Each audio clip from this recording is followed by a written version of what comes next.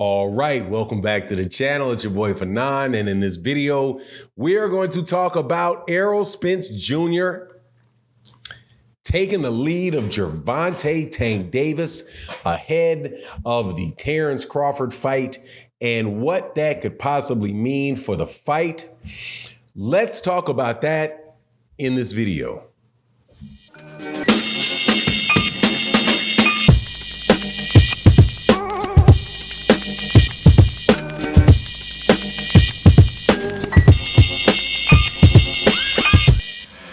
All right, welcome back to the channel. It's your boy Fanon, and in this video, we're going to be talking about two of the best fighters in all of boxing, the biggest two American cash cows who have some similarities now and more in just being the guys that are driving the viewership in fights, selling out big old stadiums and football fields, and doing very nice pay-per-views and making big things happen in the sport of boxing. Those two guys are Errol Spence Jr. and Terence Crawford. Errol Spence Jr. has a big fight coming up against Terence Crawford for the undisputed title at 147 pounds, where Errol holds 3 belts, the WBC, the WBA, and the IBF, and Terence Crawford holds the WBO. Errol Spence Jr. in a recent interview let it be known exactly how he was able to overcome some of the problems that he had earlier in his career that led to a diminished capacity to knock dudes out. And guess who he gives credit for helping him out? The guy that just did 1 million pay-per-views against Ryan Garcia and a $22 million gate against Ryan Garcia in April, Gervonta Tank Davis. Now, before I get into that, and let me tell you exactly what it is, let me welcome you back to the channel. If you are new to the channel, please accept my invitation to hit the subscribe button, hit the bell icon so you can be notified of when we release more videos. And if you are a longtime subscriber and a supporter of the channel, thank you so much. Thank you so much. Now, Errol Spence Jr. was a recent interview in $1 million worth of game, and he snuck in some information about how he has changed his preparations for fights. This fight with Terence Crawford, as a result of watching what was going on with Gervonta Tank Davis. And not only watching, he literally hired the same person in his camp that worked with Gervonta Davis, and that is a sports nutritionist, and said that he is now losing the weight the right way and used Gervonta Davis as an example, as the person who found a way to do it, the same thing also, and become better as a result of it, that Errol Spence Jr. followed Gervonta Davis's lead and did it. So what does this mean specifically to the people that do not know what it means to lose the weight the right way? Okay, and this is gonna be a amateur scientific breakdown of the scenario. So Gervonta Davis, if you don't recall, let me help you out.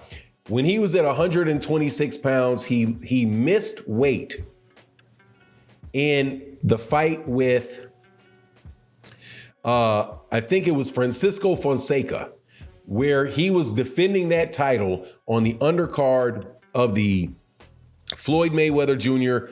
Conor McGregor fight, the co-main event of that fight. And he missed weight. After that, he got another shot at the WBA championship belt, WBA super championship belt. I do believe they had to weigh in for that twice, where he originally got on the scale and then he had to get off the scale and he had to weigh in again. And I do believe that there was 3 times, one time where he actually missed weight and was stripped for missing weight, and 2 times where he had to get weighed in for the second time. So, and also if you looked at Gervonta Davis, Gervonta looked like, hey man, I ain't gonna lie, kind of yellow dudes, yellow skin tone dude. He looked like, if you remember them candies from back in the day, them lemon heads, man, his face looked really full. He looked heavy in between fights, like he was putting on a ton of weight, right? Same thing was happening with Errol Spence, except for Errol Spence didn't miss weight. Errol Spence was having fat camps and sweating the weight off and all in water, starving himself, not eating, doing all those type of things in order to make weight. And he himself said that, he was not training like he used to train, and making weight was really, really, really hard on him. So now, though, he does not have the same problem. He says that he's making weight more easily, but he's making weight the right way now that he has hired the nutritionist that Gervonta Davis hired. Now, if you've not noticed, Gervonta Davis, after making this change, wind up being able to move all the way up to 140. He was fought at 135 and he made weight comfortably. He moved down to 130 pounds to fight Leo Santa Cruz, and he made 130 pounds comfortably. Then he moved up to 140. Then he moved back down to 135 and again made weight comfortably. Made weight comfortably against Ryan Garcia, Hector Garcia, and Isaac Cruz. Looked very, very strong, mobile, and had all his energy for all of those fights. Terence Crawford did that and looked much, much better against Yordenis Ugas in his fight. So what is it more than likely that they mean by losing the fight the weight the right way? They're doing it primarily through their diet, probably reducing how many how many carbs they put into their diet on a regular basis, and getting their body, what you call, fat adapted, and actually getting their body trained to burn fat. And because whenever you eat like what Errol Spence Jr. used to say he would love to eat, which is anything with grease going through the bag, right? So eating French fries, eating pizza, eating those type of things that's the first energy that your body's going to burn off. So if you don't burn all of that off, then you're never going to be able to burn off the fat that you have on your body. So it's going to be much tougher to lose weight. And what you're going to have to do is you're going to have to dehydrate your body and drain it completely of water in order to get down to the weight that you need to get to, right? And when you're draining it down from water, you're also, and you don't have not able to put a lot of food in your system. During that time, your body winds up burning muscle, so you get a little bit more, you feel more weak. What